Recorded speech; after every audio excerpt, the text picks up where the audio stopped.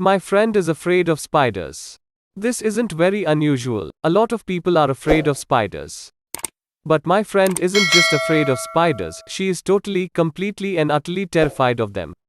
Hello friends, in this video I am going to share with you a story of my friend. I have a friend who is afraid of spiders. This isn't very unusual. A lot of people are afraid of spiders. I don't really like spiders much myself. I don't mind them if I see them outside in the garden, as long as they're not too big. But if one comes in the house, especially if it's one of those really big spiders with furry legs and little red eyes, then I go, yeyouch, and I try to get rid of it. Usually I'll use a brush to get rid of the spider, but if I feel brave then I'll put a glass over the top of it, slide a piece of paper under the glass and then take it outside. This is quite normal, I think. But my friend isn't afraid of spiders in any normal way. She isn't just afraid of spiders, she is totally, completely and utterly terrified of them. When my friend sees a spider, she doesn't just go, ugh, or run away or ask someone else to get rid of the horrible creepy crawly. No, she screams as loud as she possibly can. She screams so loud that her neighbors worry about her and think about calling the police. When she sees a spider, she shivers all over and sometimes she freezes completely, she can't move at all because she is so terrified. Sometimes she even faints. But my friend had a surprise for me when we met for coffee last week. Guess what? She asked me. What? I said. I've got a new pet. Great, I said. What is it? A dog? A cat? No. A budgie? No. A rabbit? No. What then? I've got a pet spider. I don't believe you. It's true. I decided that it was time I did something about my phobia, so I went to visit a doctor, a special doctor. A psychiatrist. This psychiatrist specializes in phobias, helping people who have irrational fears to get better and live normally. He told me I suffered from arachnophobia. It's an irrational fear of spiders, he said. About 1 in 50 people suffer from a severe form of arachnophobia. It's not very uncommon. Thanks, said my friend. But that doesn't help me much. There are lots of different ways we can try to cure your phobia, said the psychiatrist. First, there is traditional analysis. What does that mean? Asked my friend. This means lots of talking. We try to find out exactly why you have such a terrible fear of spiders. Perhaps it's linked to something that happened to you when you were a child. Oh dear, said my friend. That sounds quite worrying. It can take a long time, said the psychiatrist. Years, sometimes, and you can never be certain that it will be successful. Are there any other methods?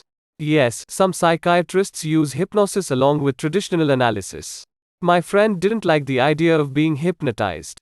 I'm worried about what things will come out of my subconscious mind, she said. Are there any other methods? Well, said the psychiatrist, there is what we call the behavioral approach. What's the behavioral approach? Asked my friend. Well, said the psychiatrist, it's like this. The psychiatrist got out a small spider from his desk. It wasn't a real spider. It was made of plastic. Even though it was only a plastic spider, my friend screamed when she saw it. Don't worry, said the psychiatrist. It's not a real spider.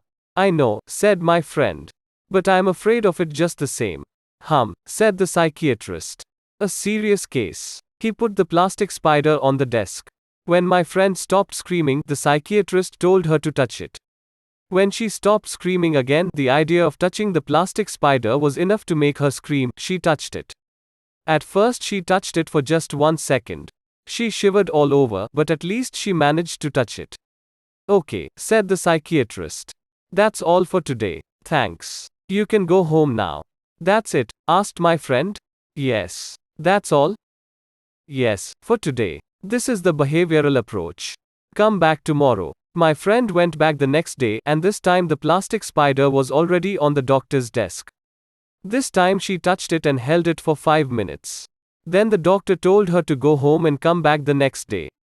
The next day she went back and the plastic spider was on her chair. She had to move the spider so she could sit down. The next day she held the spider in her hand while she sat in her chair.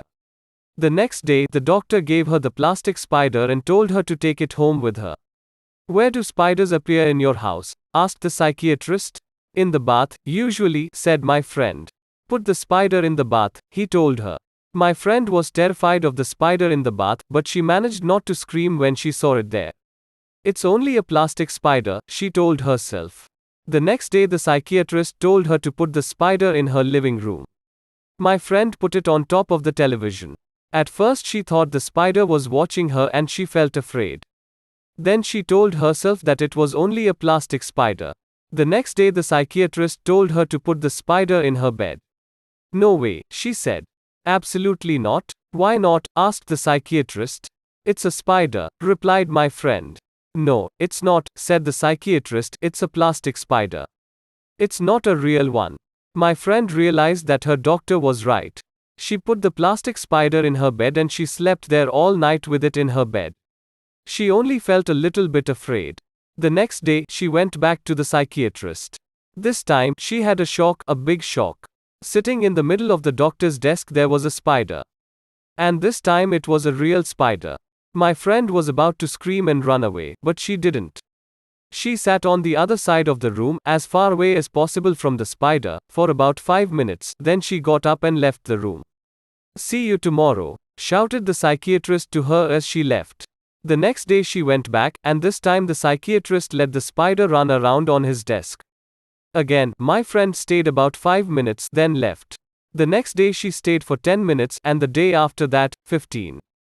Eventually, the psychiatrist held the spider, the real spider with long furry legs and little eyes, in his hand. He asked my friend to come and touch it. At first she refused, but the doctor insisted. Eventually she touched the spider, just for a second. The next day she touched it for a few seconds, then for a few minutes, and after that she held the spider in her own hand. Then she took the spider home and let it run around in her house. She didn't feel afraid. Well, okay, she did feel afraid, but only a tiny bit. Ellipsis. So now I've got a pet spider, she told me again. Well done, I said. There's only one problem, she said, and as she spoke I noticed that she was shivering all over. Then she screamed and climbed up on the chair. She was pointing to something on the floor. Over there, she screamed. Look, it's a beetle.